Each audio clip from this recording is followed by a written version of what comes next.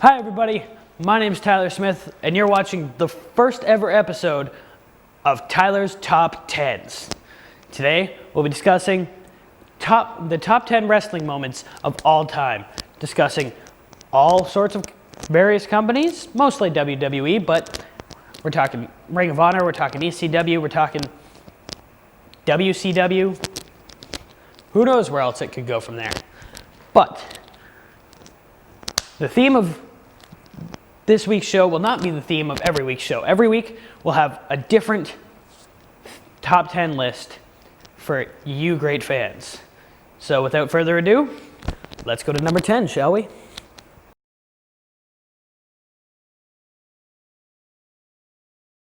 Our number 10 moment of the day comes in at WrestleMania 20, when we have Eddie Guerrero fighting Brock Lesnar for the World Heavyweight Championship. The storyline leading up to this was Brock Lesnar had beaten Eddie every time they had fought. Every time. Eddie had never beaten him. Brock Lesnar was this unstoppable monster. Eddie was never going to win the title. The night of WrestleMania 20, Eddie wins clean. Probably his only clean victory ever, by the way. Because, I mean, his mantra was lie, cheat, steal.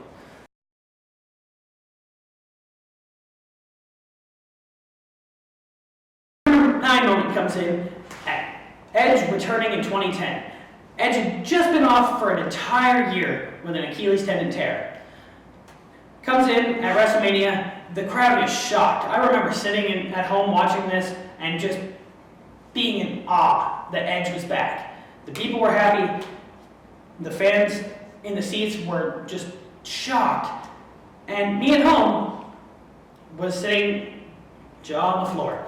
Edge comes back after what we had thought was a career-ruining injury and wins the Royal Rumble from the number 30 spot, being the third person in history to do so, the fourth being Triple H a few months back. Edge then goes on to the WrestleMania match and loses to a heel Chris Jericho.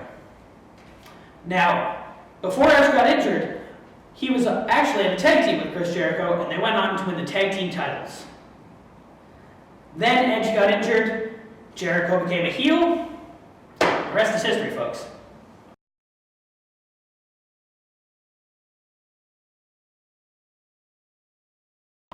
Okay, coming in at our number 8 spot, we have the entire night of ECW One Night Stand 2006. Having Taz versus Jerry Lawler as the first match. Taz wins the match in 30 seconds over Jerry Lawler, getting a win for ECW. Kurt Angle beats Randy Orton by submission in a great match, personally. Prior to that, Kurt Angle shocks the world by going to the newly dubbed ECW brand. The fourth match on the card had Rey Mysterio go against Sabu in an Extreme Rules match. Sabu's playing ground, really.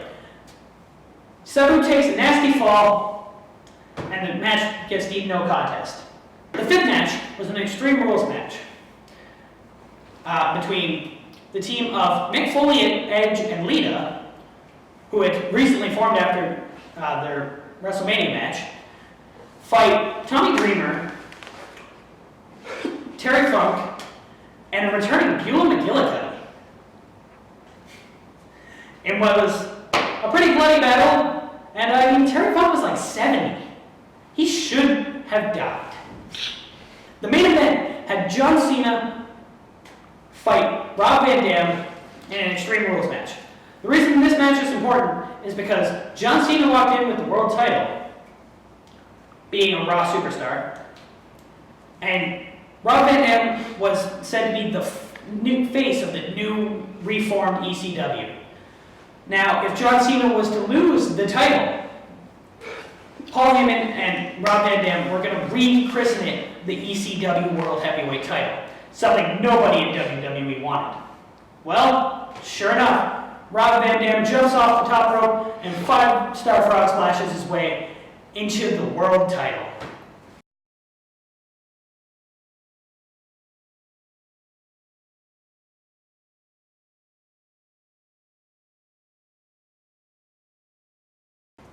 Number 7 on the list is one of my personal favorites, but of course, I don't make the list.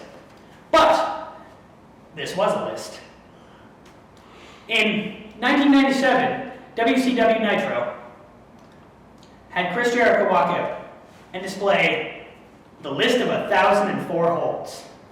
Now, for the enjoyment of you people, and this handy-dandy thing right here, I'm going to tell you guys the list of 1,004 holds. Number 1, armbar.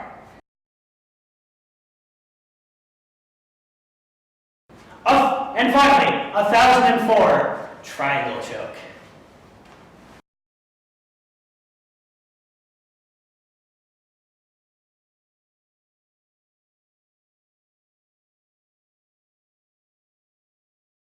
Number 6 comes in with another great Raw moment. The middle of the Attitude Era, The Rock, Vince McMahon, and Shane McMahon are in the middle of the ring, giving, I don't know, some shitty program. Who cares? But all of a sudden, that glass shatters. Steve Austin drives down to the ring with a beer truck and proceeds to just grab a hose and spray Vince McMahon, The Rock, and Shane McMahon with beer. They're falling all over the place. It was a good time.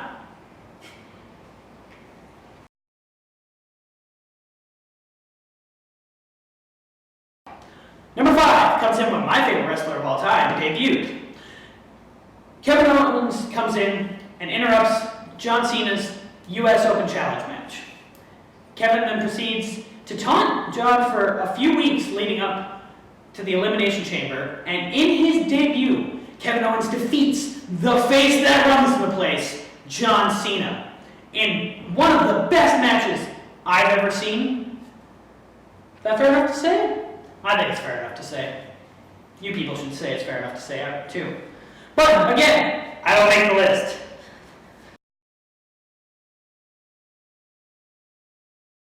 Number 4 on our list is Shawn Michaels versus The Undertaker 2. Now, this match was Shawn Michaels' retirement match, meaning if Shawn lost at WrestleMania, he had to retire.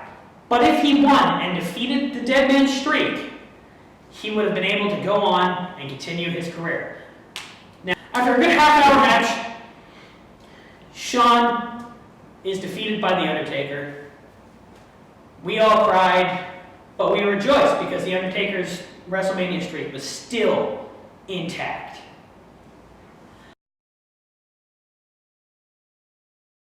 Number 3! Yes, our list is counting down. And with number 3, we have probably one of, if not the, I probably shouldn't say that because Bailey and Becky may get mad at me, but one of, if not the best Iron Man matches of all time. Shawn Michaels versus Bret Hart, WrestleMania 12. Now, this match was a 60-minute Iron Man match that showed both of them just slugging it out. Now, after 60 minutes, there was no pinfall that had been counted. So the match went into overtime? I didn't know they could do that, but apparently they can. So this match went into sudden death overtime. The first person to get a pin wins the match. Now after overtime, the boyhood dream came true for Shawn Michaels when he defeated Bret Hart for the championship. Little bit of side info, that is in fact my broadcasting partner on Riotradio.ca, Kate Bye, let's check this out. That is in fact my broadcasting partner's favorite match of all time.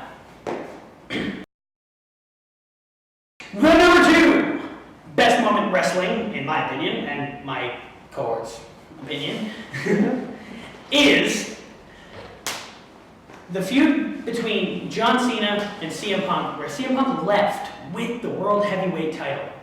Now, leading up to this, we had John Cena and CM Punk both as World Heavyweight champions.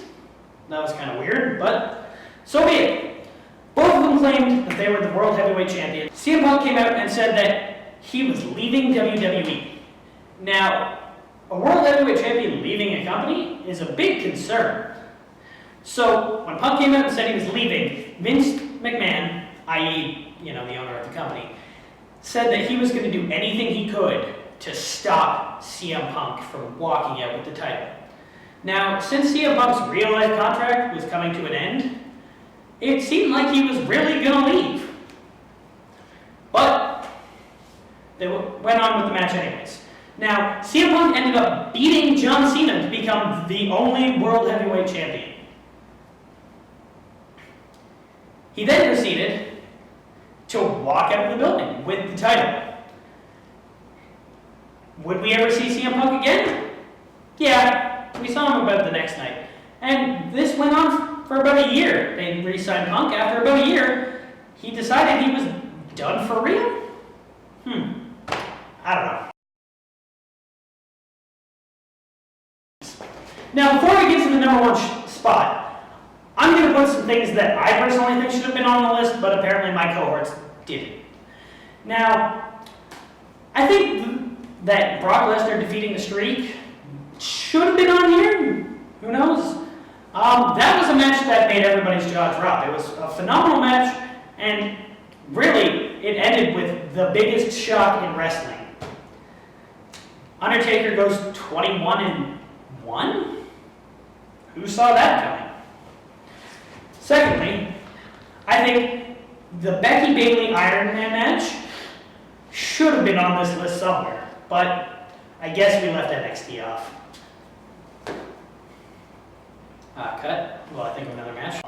Now, another honorable mention comes from a company we haven't mentioned yet. Ring of Honor. Kevin Steen versus El Generico in Ladder Wars. Now, if you're asking what is Ladder Wars, it's a ladder match. Did I really need to tell you that? Really? This match was probably about 40 minutes long and one of the best independent wrestling matches I personally have seen in a long time. As, again, my cohort Cole will tell you, I mark about this match a lot. Now, this was an entire storyline that involved Kevin Owens being fired from Ring of Honor and then rehired and being the bane of Ring of Honor's entire existence. It was a good time. If you don't know who Kevin Steen is, well, he's Kevin Owens. They're the same guy, same best wrestler ever. Go check him out.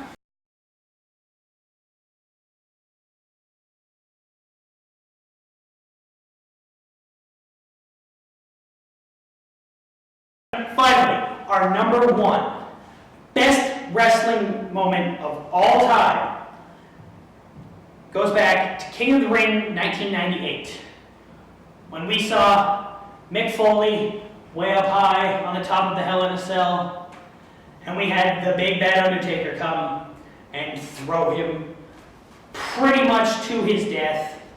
Not really, I mean, he fell probably about 20 feet onto a table from a steel cage. I thought he was dead, but I was like 3, 4 maybe. Mick Foley proceeds to get up and climb up the Hell in a Cell again after like a 15-foot drop. Now, this match was supposed to end when The Undertaker then proceeded to chokeslam him on top of the cell. That didn't happen. Mick got chokeslammed, but the cage on top gave out and swung open, having Mick Foley fall about 15 feet into the ring, denting the ring, putting Mick Foley's tooth through his upper lip, and probably should have killed Mick Foley. But Mick's still alive and still walks. Who would have thought that? And then, instead of the match being called a no contest, The Undertaker proceeds to climb down despite thinking that Mick Foley's dead. I've seen it in interviews. He thought Mick died. He thought he had killed Mick Foley. Taker proceeds to climb back down the cage into the ring and then pins Mick Foley? Why aren't referees doing their jobs in 1998? I don't know. But, in any case, that wraps it up for this week's Tyler's Top 10. Remember to like, share, or subscribe. We'll catch you all next week with another Top 10 list from your host with the most, Tyler.